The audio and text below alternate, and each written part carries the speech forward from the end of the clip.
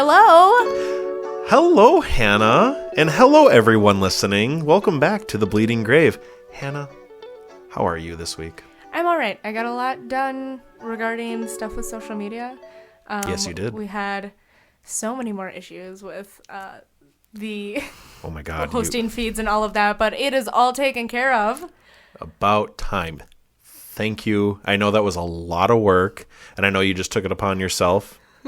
But thank you, because it is something that we definitely need to get everything off the ground. You're welcome. And thank you, because I know you've been doing a lot of background work that we're not going to get super into yet, but there's been just a lot of background stuff that Austin's been taking care of as well that he just kind of took in stride, and I appreciate you doing all of that as well. So thank you. You know, it's a team effort, Hannah. It is. And the only way this is going to work is if we work together. But that's why I asked you to do a podcast with me, is because I know that we work well. And I think we kind of covered this in our trailer episode. Yeah.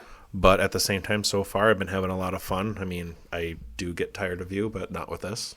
In reality, this actually makes him have a higher threshold for dealing with me. A little bit. I've actually, the more she's over at my new house, she is becoming less and less annoying. You can act like, you can just go right ahead and act like you didn't tell me to literally come over here whenever the fuck I want. Oh, on multiple occasions. Multiple occasions. I have told this woman, just come over whenever you want. And I try to be polite, right? Because I'm like, wow, it's your own home, so I'm going to give you space, and I'm not going to barge in like you did when you lived with us into my room all the time. But it's been a while now. It's been a while, so it has been. So I've given you your time. You have given me my time and in I'm my your neighbor house, now, and so. just down the road. Yep. Oh, one little thing I wanted to say. So I don't know if everyone knows, but I got a new kitty, and she has this new thing. So whenever I go into a room, she's always behind the corner. As soon as I walk past it, she'll leap out and she'll attack my leg, but she won't attack it. She'll just kind of bad at it. She'll boop my thighs or boop my calf, just with the tiniest little doop. Oh my gosh. And for anybody who's a cat owner, I feel like they will know what I'm talking about. But it's just boop. That's the best way I can describe it without showing. Yeah. And so I just wanted to say I'm excited that I have a cat, which I thought I'd never say in my life. But it's just nice to have a pet, and she's awesome, and she is pretty stinking cute. Right. In other pet news, I also have a new pet. Oh, that's right. Yes, she does. My partner and I adopted a dog from my cousin, Austin's aunt. And so she came home with us a little over a week ago. She's doing really good. We just got the second bed into the second bedroom, and she has decided it's hers because Sunshine is in it all day long. So, little Miss Ginger. Little Miss Ginger. Just a little sweetheart, very sassy, very nervous, but she's getting better. She's figuring it out. That's good. That's really good. I've seen the snaps, and your partner there sent me a snap today of you cuddling with Ginger. Yes. I just said gross. I barely get any... You're gross. You're gross. I barely get any snaps from your partner there. And what do you do? It's a picture of me and the dog. I've never once gotten an actual snap. And the first time I get an actual snap, it's you and Ginger. That sounds about right. First thing that came to mind was, that's cute. But I'm going to text gross. Of course. Gross. It's an obligatory gross. It's obligatory? Yeah, obligatory. Yeah. I don't know. It just does. Oh, no. Should that be the name of the episode? Obligatory gross. Obligatory gross. Obligatory gross. We'll put a pin in it. I like it. Yeah, we'll put a pin in it. We'll see what else happens in this episode. Because there's a lot to cover today. So without further ado, let's flip a coin. Hannah, ladies first. What do you call this week? Tails. Tails. All right. It was right on my phone. It is tails. All right. So buckle up. I have a bit of a longer story this week. I've been saving it. Are you ready? I am so ready. Austin, have you heard of the Black Eyed Kids? Vaguely black. So from what I know of Black Eyed Kids is they're these not necessarily demonic, but they're these kids that will either one or in pairs. Obviously, you're going to correct me if I'm wrong. would go up to people's houses and try coercing them out of their house or coming with them. They know that people will go to a child that's in need and try to help them. So you're close. Okay. So now I've heard about them, and I'm excited to learn more. And if you've got a long story on this, I am fully prepared and on the edge of my seat. Wonderful. I have 7 pages of nightmare fuel for you. Hello. All right. All right. The Black Eyed Kids are a modern urban legend that first surfaced in the 80s and 90s. They usually present as children, somewhere between the ages of 6 and 16, with pale skin and completely black eyes. There's usually 2 of them, one older and one younger. They just seem off. Mm-hmm. It's kind of the uncanny valley feeling where it's like it looks human, but there's something wrong. They're usually dressed really weird or old-fashioned. It seems like they're trying to blend in, but they don't really know how. They generally have long bangs or wear hats that cover their eyes very easily. They don't usually show their eyes until after people have denied them what they want, and then they usually start to get angry and they'll look up at you and you can see their eyes. They also seem to talk in old-fashioned ways or just really weird ways, again, just seeming like they're trying to blend in. Usually the older of the 2 will be the one to speak, and they seem to not be able to speak in more than 2 to 3 sentences at a time. Some people think they're extraterrestrials, vampires, Irish fairies from old lore, or a type of spirit.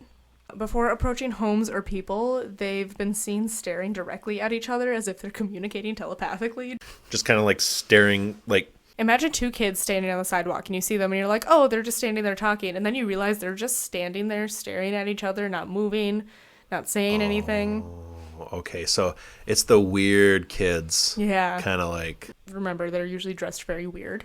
True. They have really long hair. You can't even necessarily see their eyes sometimes. Mm-hmm. So they're usually seen hitchhiking or begging or showing up on front doorsteps asking to come inside. Okay. Most people describe fear washing over them at their sight, especially when they notice the eyes. People have also reported having a hard time moving, feeling like they can't move, or feeling as if they're being drawn towards the doors and windows to let the kids in. When people deny them what they want, they usually get hostile or aggressive, demanding that they be invited in as they can't enter unless they're invited. Kind of like vampires. Kind of like vampires. Okay. Usually, once people have finally gotten away from them, they report that when they look back, the children have just disappeared, like in an unnatural way. Like, there was nowhere for them to have, like, run and disappeared and, like, gotten out of sight, and, like, they're just gone. No one really knows what happens once they enter your home or vehicle, as most people usually listen to their gut and don't let them enter. I do have a story that mentions about what happens when they enter. I've heard a couple different stories, but more often than not, they don't get let in. Okay. Now, when you say different stories, is this like different, like, cultural renditions, or this is different just encounters? Okay, gotcha. Mm-hmm. Because, like I said, they're very modern as far as cryptids and supernatural things go. They didn't surface until the 80s or 90s. At least not very publicly. Okay. So, going on to the first story, is back in 1996, Brian Bethel, a reporter from Texas, reported 2 separate sightings in a ghost-related mailing list. The first sighting was his own encounter, and the other took place in Oregon. While Bethel was in town one night about a year before this story came out, he was sitting in his car and he heard a knock on his window. When he looked up, there were 2 boys standing next to his car, between 9 to 12 years old. He cracked open his window, and the closer standing of the 2 boys explained to him that they had come to see Mortal Kombat, which had just come out, but they forgot their money and were looking for a ride home and back so that they could get their money and then go see the movie. Bethel noticed that the last showing of the movie that night was about halfway through and thought that it was weird that they wanted a ride home and all the way back to just miss the movie. Yeah, that's a little unnerving. Yeah. Bethel noticed the physical reaction to panic that had taken over his body. He described it as feeling as if he were a prey animal and they were hunting him. That's the feeling he got? That was the natural physical reaction that he got from just the beginning of this encounter. Wow. He also noted that he understood in the moment how ridiculous this reaction seemed to be in the presence of 2 young boys. Yeah, it's like the last gut feeling I'd feel like if you just had 2 random boys come up to you. It gets better. The boy who was talking kept reassuring him it wouldn't take too long. They were just kids who wanted to watch a movie. They didn't have a gun. Specifically said they didn't have a gun. Okay, that's sketch. And after that last bit of information, Bethel had enough. He looked to check that his door was locked, and when he looked back up, he was staring into the black voids that were the child's eyes. He tried to apologize to the boys and told them that he couldn't give them a ride and rolled up his window. The child who hadn't been speaking looked confused by this, and the one who had been speaking started banging on the window, saying something to the effect of, "We can't come in unless you tell us it's okay. Let us in." Fuck no. Yeah. So at this point, Bethel took off in his car, and he said when he looked back in the rearview mirror, no one was standing where he had left the boys. Like, Just poof. I have full body chills right now. And I did these notes. This isn't new information to me. We can only come in if you let us in. Mm-hmm. These are wild, man. Yep. So he also pointed out that even if they had sprinted, there wasn't anywhere for them to have hidden that quickly between when he took off and when he looked back. So one thing to take into consideration. One of the sources stated that months earlier, Bethel had written a piece about the idea of creating urban legends or spirits through thought and power that we give it, known as thought-altering reality. So that's just something that a source mentioned, though Bethel swears his story is entirely true, and he, in fact, thinks it may have dampened his reputation as a trusted reporter. Oh, he was a reporter as well. Yeah. I don't think you mentioned that. I did mention that. Oh, oops. So that's just some things to keep in mind with that. Okay. Duly noted. I've got some rapid fire things from Black Eyed Kids stories. Because there was just so many, so I decided to just compile some of the weirdest things to give you an idea of just the shenanigans these kids are up to. Shenanigans. All right. The first one asked for ketchup for their apple. I'm sorry. What? And I actually specifically remember in the story after they had said no and the kid went away, the owner of the home had gone out there and noticed there was an apple with one bite out of it just tossed on the ground right outside his door. Can I have some ketchup? I'm sorry to those who like ketchup and apples, but I don't think it's an actual thing.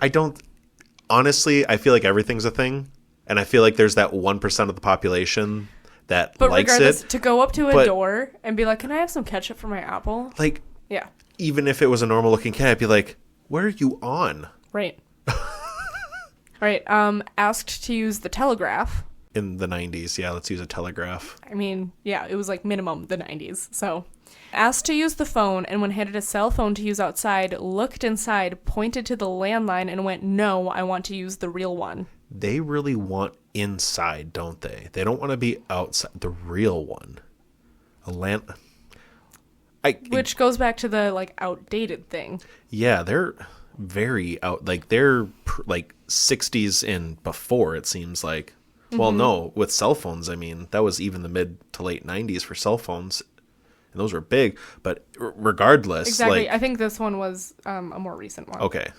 So just keep in mind, these are going to be anywhere from the 90s to now. Okay. So makes sense. If not given what they want, they will look at each other like they're communicating telepathically and then give another excuse for why they need to come in. They're just making it up on the spot at this point, but telepathically. Should I say this? Mm-hmm. No, say this. Okay, yeah, that's even better. Yeah, right. Or it's well, try saying this. Black Eyed Kids showing up on a woman's third-story apartment balcony in the middle of the night and being gone by the time police arrive. I'm sorry, balcony? Mm-hmm. Balcony. Third story. Mm-hmm. And then they're just gone. Mm-hmm. Weird. This one is a quote. One victim stated, "When I took that second step back, she became commanding, almost hostile, saying, 'We're not going to hurt you. If we wanted to do that, we would have broken in. I'll ask again. May we come in and use your phone?'" Very threatening. Mm-hmm. They're not getting... That one was a teenage girl. I mean, I would expect a teenage girl to say something in that regards, but... Very condescending. Yeah. Mm-hmm. Yeah. So, what happens if you let them in? I'm this is all that's been going through my mind. I want to know.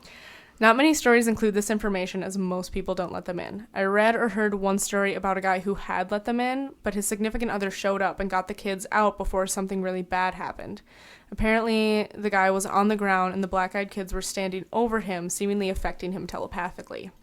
When you say affecting him telepathically, I'm sorry, I kind of... Like, they weren't physically touching him or anything, but he was on the ground. They were standing over him. He couldn't move. He couldn't think straight. Gotcha, okay.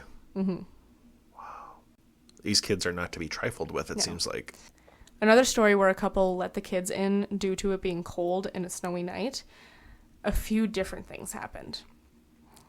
I want to note they didn't really want to let the kids in, but they felt bad because of how awful the weather was.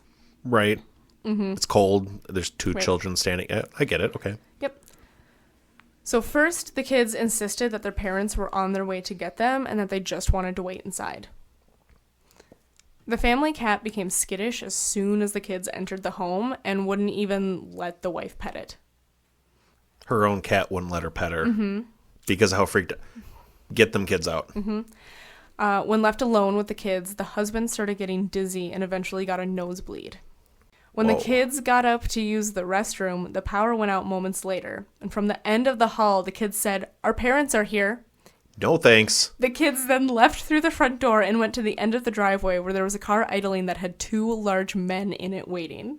No thanks. The men were wearing black suits and ignored any attempt the couple made at communicating with them. They went out and tried to communicate with these two large men. Well, I don't think they went all the way out, but I think they were like trying to like flag them down and be like, "Hey, like, why are your kids out in the middle of like?" Right, like any concern, like. And they just ignored them. Just got in the car. It was like true Men in Black shit. So, yeah. But the whole, our parents are here now. Right after the power goes out? Fuck no. That, I'm not about that. I would have been like, great, you can leave then. No, I didn't like that. Thank you for that. So now we're going to get into my friend's story, Wes. His first experiences with them were in dreams, which started when he was a teenager, which would have been in the 90s. Okay. Children with no eyes would appear and follow him around, and he said that they seemed lost. As he got older, they started coming to him while he was awake. He would usually feel a sense of dread when he crossed paths with them. So far tracking. They were almost bad omens for him, as they'd usually show up before something major and tragic would happen in his life, or around him. They never came to his door, but would approach him on the street at any time of the day or night. And mind you, a lot of times he has been in New Orleans. Ooh. Where the streets are filled with spirits, right? And people and just all the time. Mm-hmm. Okay. Now he normally sees them following or approaching other people, and they seem to mostly leave him alone. Like just out of the blue, or did he do something? They just out of the blue. Okay. Probably just evolved, and they were like, okay, we'll find other people. Gotcha. His theory is that they're a type of entity that's crossing over to this side. He thinks that they may not necessarily be good or evil, as those are human constructs that mean nothing to them, since they're not human and they haven't ever been human. Oh, never been. Mm-hmm. Okay. They may also simply be trickster spirits and are just malevolent by nature. In his experience, they would come around more often when him and others would talk about them more openly, putting more energy into the idea of them. He also noticed that they seemed attracted to people who have psychic or mediumship abilities but haven't figured it out yet. Okay. And he didn't come across the lore of the black-eyed kids until only a few years ago. But he's been seeing them since the 90s. Being accurately depicted from when he read a few years ago to what he was seeing in his dreams. Mm-hmm. Interesting. Wild. Yeah. So I thought I actually had more stories than that. Oh, that's it? That's it. Wow. I got through that really fast. You really did. That was impressive. But like now it's like there's so many questions now as well. Yeah. I get it why we don't have a whole lot of information on it compared to like Wendigos and Skinwalkers and... Well, exactly. Like I said, it's a very modern, contemporary type of lore. Started in the 90s. The first publication was in a newspaper. There are stories that go back farther than that, but they have been stories that have been passed down in families. But I think the earliest reference I saw of when an encounter happened was like the 50s or 60s.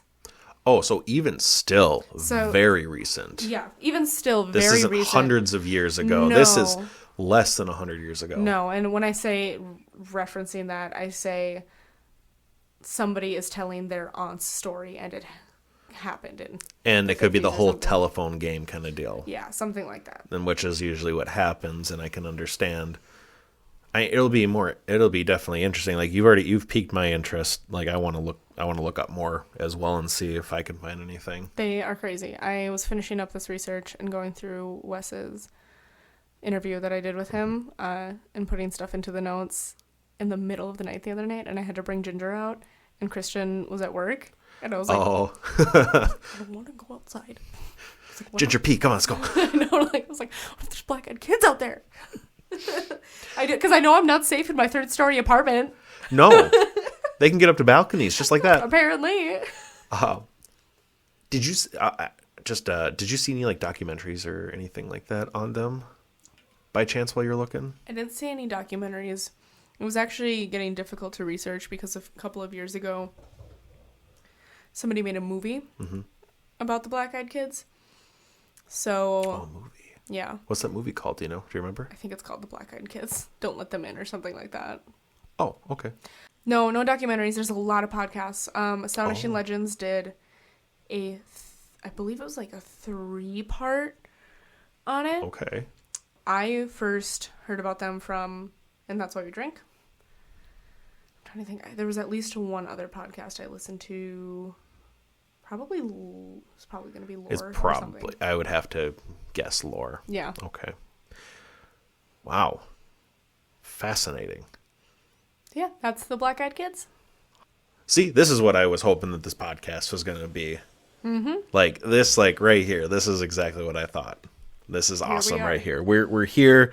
This is no longer a dream. This is not something I see in when I close my eyes. This is real. Right as here. As far it's as tangible and it's in front of us. It is. As far as we know.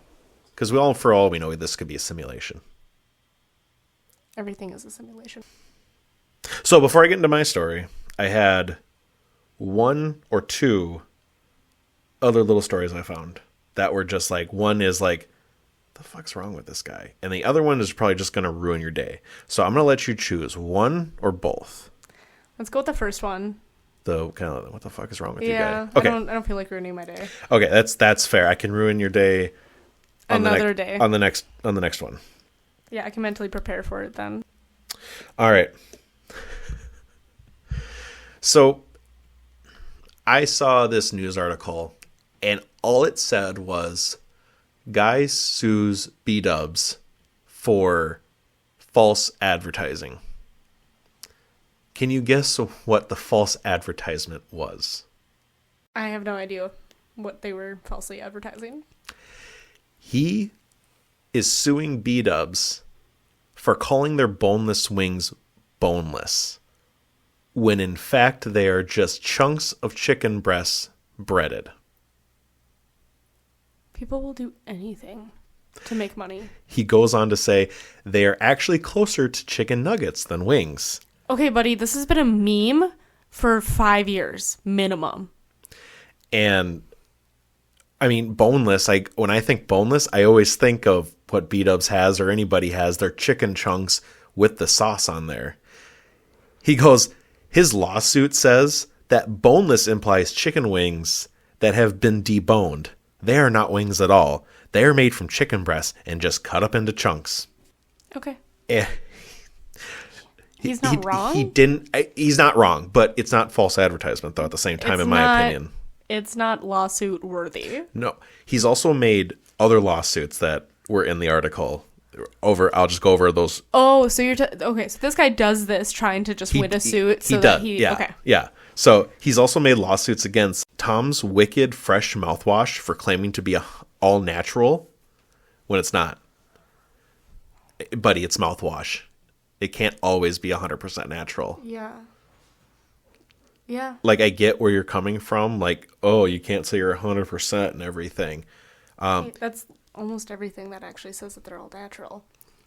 I mean, There's due there's to loopholes in packaging and advertisement and stuff like that. 100%. So yeah, he tried suing Kind Granola because their advertising is high in fiber when he's like, well, scientifically speaking, it's not that high in fiber. Buddy. And then the last one he tried suing is Hefty for their recyclable bags for not being 100% recyclable and being able to put them into the recycling.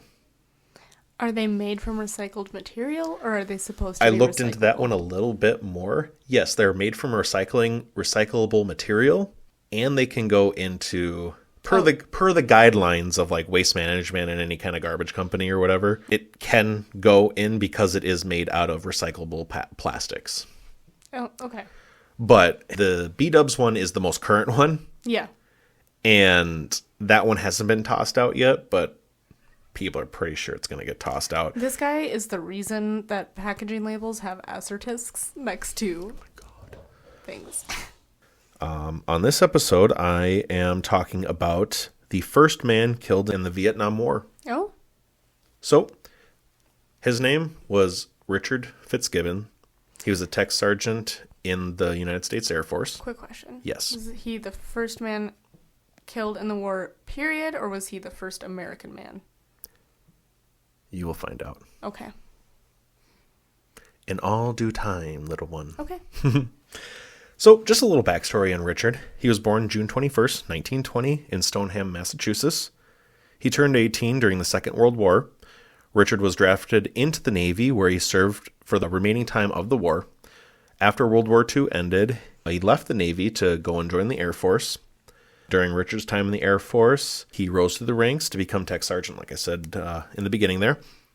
He did serve on the Military Assistance Advisory Group, or MAG for short. This group was involved in military personnel training for the South Vietnamese Air Force during the mid-1950s when tensions started to rise between the North and the South. This was taking place in Saigon in South Vietnam.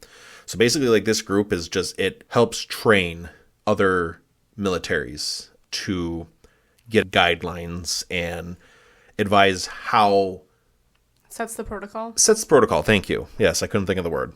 Sets protocols and everything to just basically make their military better. So we'll jump ahead a little bit. 1956, Richard was the crew chief during a mission that was being flown in Vietnam. About midway through the mission, their plane became under attack. The plane did sustain pretty heavy damage, but everyone made it out and back alive. Once everyone who was on the mission was debriefed, Richard had to confront the plane's radio operator. His name was Edward Clark. Keep that in mind. Richard had confronted Edward about how he's performing his duties during the mission. This confrontation was to correct the mistakes made by Edward. Edward didn't like what Richard had to say because Edward thought that he was doing exactly what he was supposed to do during combat. But according to Richard, Edward made some pretty questionable calls that Richard didn't agree with during combat that in Richard's eyes could have potentially saved their plane from getting more damage or getting them out of there quicker. But this confrontation made Edward very upset. So where does someone in the military go when they're upset and sulking about their superior yelling at them? To the bar. They go to the on-base watering hole, or AKA the bar. Very good, Hannah. So while at the bar, he was doing a lot of shit talking of his crew chief, AKA Richard, and having many drinks. Yeah. After many drinks, Edward decided to leave the bar. When he walked out of the bar, he saw Richard sitting on his front porch handing out candy to the Vietnamese children. This is something Richard would do after every mission. Come back to the base, get debriefed, go back to his house, hand out candy.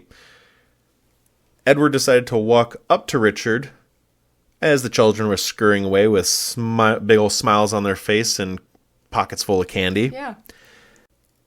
Edward makes his way up the stairs, walks right up to Richard, pulls out a sidearm from his holster, and shoots Richard in the head. What? Yep. All because he was super upset at how your crew chief, the one who is in charge of the plane, tells you that you did something wrong. Woof. So Edward was arrested by military police, dishonorably discharged from the Air Force, and was charged with second-degree murder. Good. Pretty sure he's still in prison. There wasn't too much on the aftermath.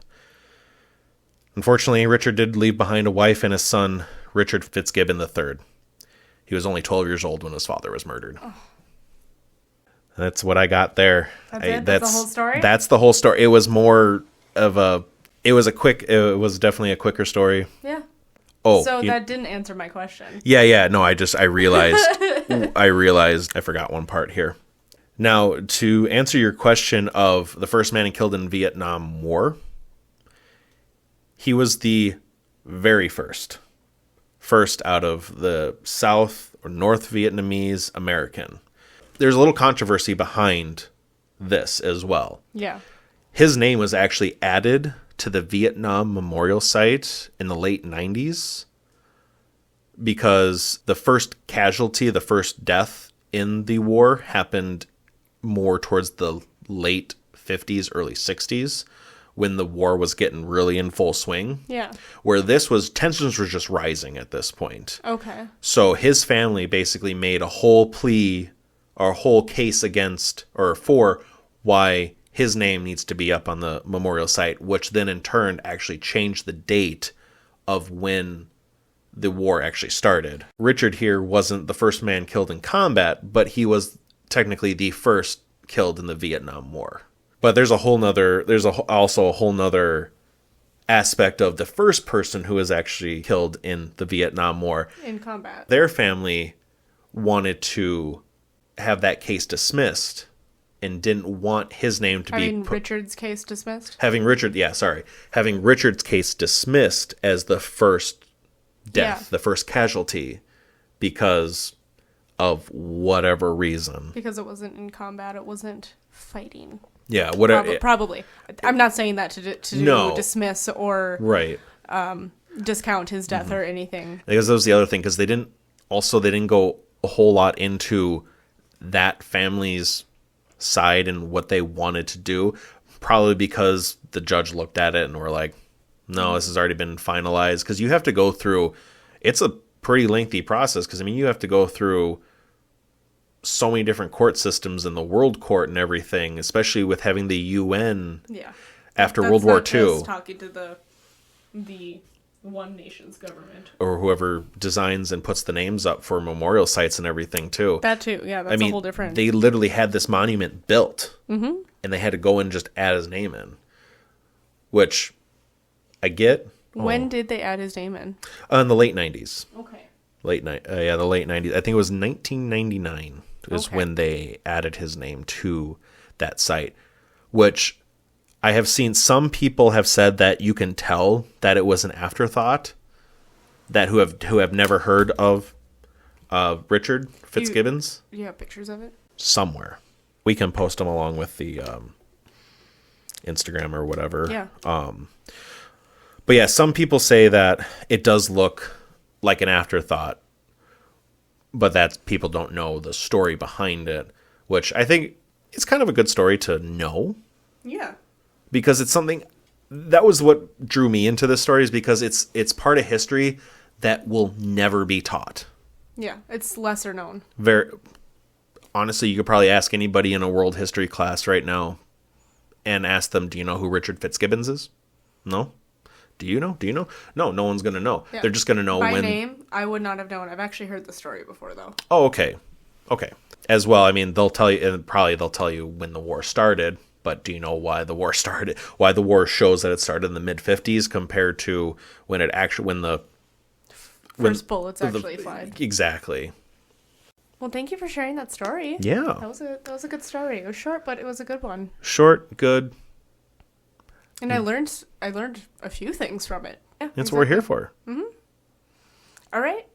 Well, should we do a fun fact? Cemetery fun fact? Cemetery fun fact. Hannah, hit us up with the cemetery fun fact. All right. This one is about candles. Ooh. On the night of November 1st, a candle should be lit for each deceased relative and placed in a window. Could you imagine if you had a huge-ass family? Well, it makes me think of Day of the Dead. But no, I see what you're saying more.